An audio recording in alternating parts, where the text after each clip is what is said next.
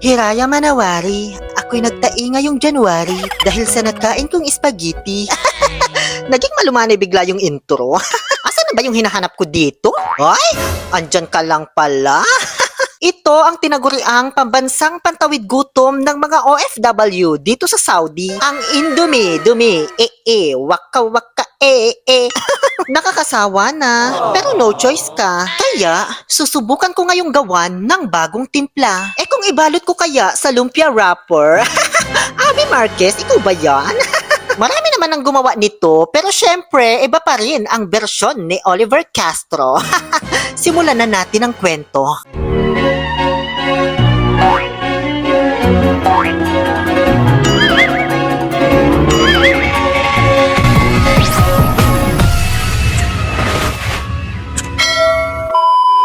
Hiraya Manawari, ako si Kuya Edie, nakatira sa Dumaguete, nagbabanat ng buto dito sa Saudi, iniwan ng asawang malandi at ipinagpalit sa lasinggong lalaki.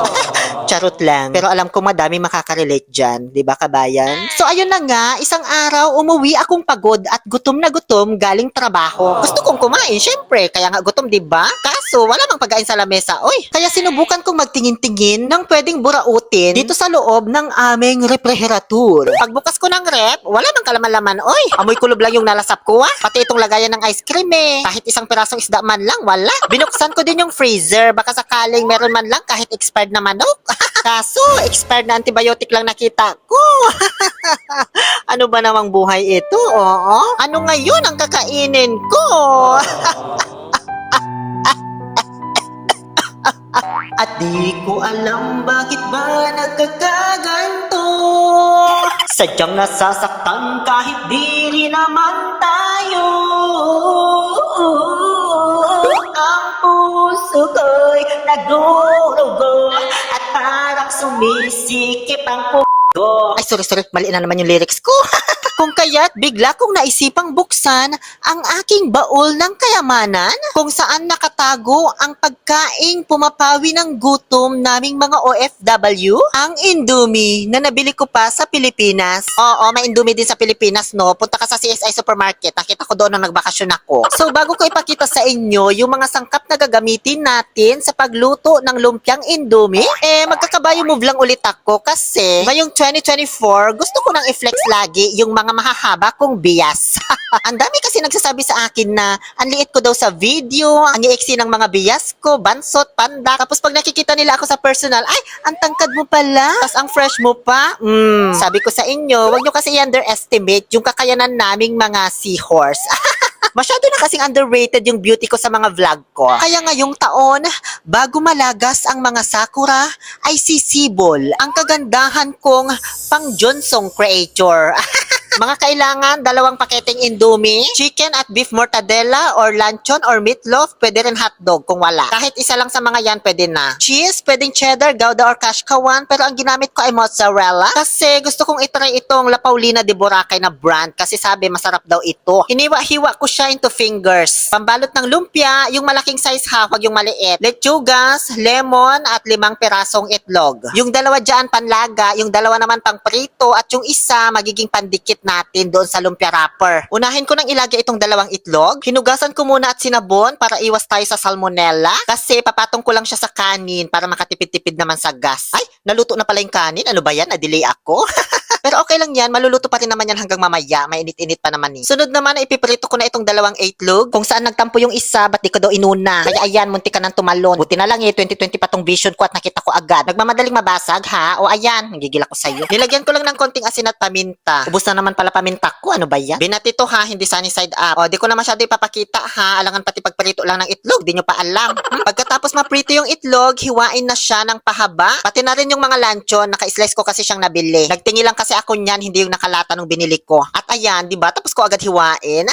Di ko kasi napindot yung video, bakit ba? Hugasan ng lechugas at pagpira-pirasuhin ng katulad sa nakikita ninyo. Basta yung size na magkakasya sa lumpia wrapper, okay na yun. Ngayon, pakuluan na yung 2 paketeng Indomie. O syempre, hindi mo isasama yung seasoning dyan kasi pansit canton yan. Hindi naman yung cup noodles. Alam mo naman na siguro tumingin kung luto na yung noodles o hindi pa, diba? O di hanguin mo na. Tanggalan na ng tubig pero wag i-drain lahat. Mag-iwan ng kaunti para hindi masyadong dry. Mas masarap kasi kapag basa-basa pa. Tapos ibuhos na sa seasoning niya na nilagay ko na sa plato kanina. Di ko lang pinakita. Alangan ipakita ko pa. Pagbuhos lang ng seasoning, di nyo pa alam. Kunin na ang pinatong na itlog sa kanin. Hugasan ng malamig na tubig para hindi mapaso. Tapos balatan. O diba, sabi ko sa inyo maluluto yan eh. Tapos kunin lang yung pula sa loob. Yes, pula lang po yung kailangan natin dyan. Pero yung puti, itabi nyo lang kasi ibebenta natin yan sa mga nagji-gym.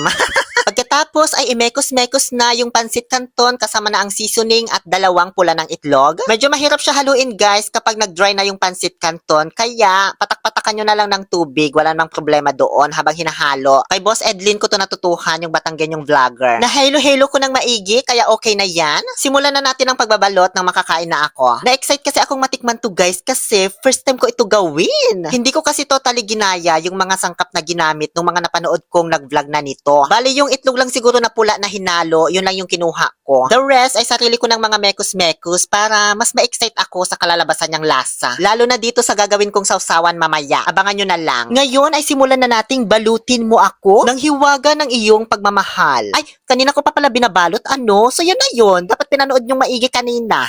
Charot. So ganito lang yan, ano? Madali lang. Mekos-mekos lang to tapos okay na. Basta wag nyo lang kalimutang gawin yung mga galawan ni Steven Bansil ha, bago nyo simulan. Para masarap yung kalabasan ng luto nyo. Lechugas ang unahin, tapos yung kanton. Tansyahin nyo na lang yung ilalagay ninyo. Basta siguraduhin yung magsasara yung lumpia wrapper ha. Tapos yung pritong itlog, mortadella at cheese na. Sabay-sabay nyo na yun ilagay. Tapos ay irolyo mo na. Then itupi sa left and right. Tapos irolyo pa ng kaunti. Lagyan ng itlog pandikit. At irolyo na ng tuluyan. Yun lang. Tapos na. Maraming salamat po sa panunood. Muli, ito po si Hindi tinapos ang vlog, charot. So ayan, napagod ako, Diyos ko. Bali, nakagawa po ako ng 1, 2, 3, 4, 5, 6, 7, 10. 10 na lumpia ang nagawa ko doon sa ating 2 paketeng Indomie. Yung 3 nakabukod naman, ito po yung mga natirang mortadella tsaka itlog. Binalot ko na lang din kasi sayang. Pero wala na po itong Indomie sa loob, kaya binukod ko baka mahalo. Iprito sa mahinang apoy, mas maganda deep fry kasi nagtitipid po ako ng mantika. Kaya okay na yan. Dahan-dahan lang yung pagluto ha, wag lalakasan para mag-melt yung mozzarella cheese sa loob. Alam nyo naman na siguro tumingin ng lutong lumpia, di ba? Kapag nag-golden brown, okay na yon. Wag lang mag-golden black kasi sunog na yon. Inakir ko na dahil naramdaman kong luto na siya at ako'y sasayaw na ala Maha Salvador na hindi naman nagpakita sa Johnsong Creator.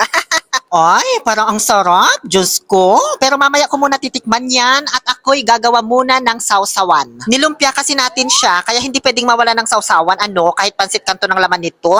Para sa sausawan, kailangan po ng kalamunding, kaso wala dito, kaya lemon na lang. Kaso hindi ko sure kung lemon ba itong nabili ko, dalaya. Kulay green pa kasi, Diyos ko, tas antigas pa. Dahil dyan, ilalamugin ko muna siya sa pader bago ko hiwain para madaling pigain. At masaid lahat ng kinakailangan kong katas.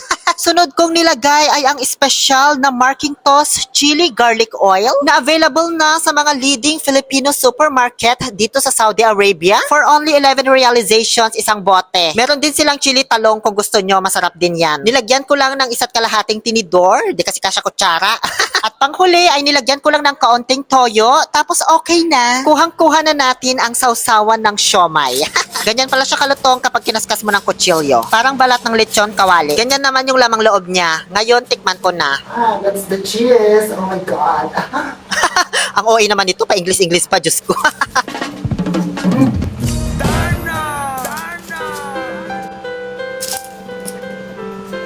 Konting aesthetic kasama ang Marquintos Chili Garlic Oil.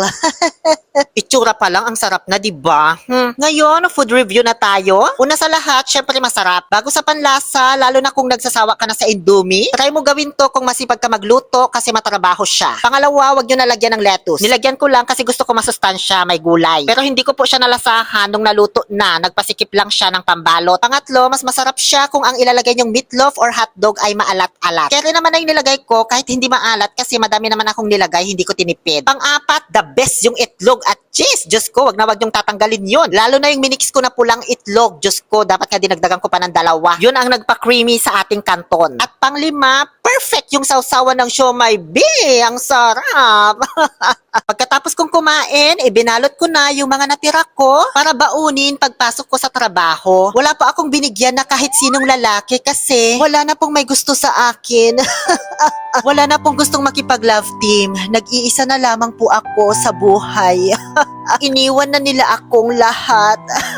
Kumbaga parang end of an era na po ng kaharutan ni Oliver. Kaya kung napapansin ninyo, maluha-luha po akong nagbabalot ng aking babaunin. Pero wala to guys, ano ba kayo? Okay lang ako. Wala ito. Hayaan nyo lang akong maramdaman to for now, okay? Sabi nga nila, it's okay not to be okay. Dahil ang mahalaga, may ipon ka. Yun lamang po. Muli, ito po ang inyong Lonely Pill, Oliver Castro, na nagpapaalalang hindi man isang fairy tale ang ating buhay, balang araw, darating din ang happily ever after sa ating once upon a time. Maraming salamat po sa panunood.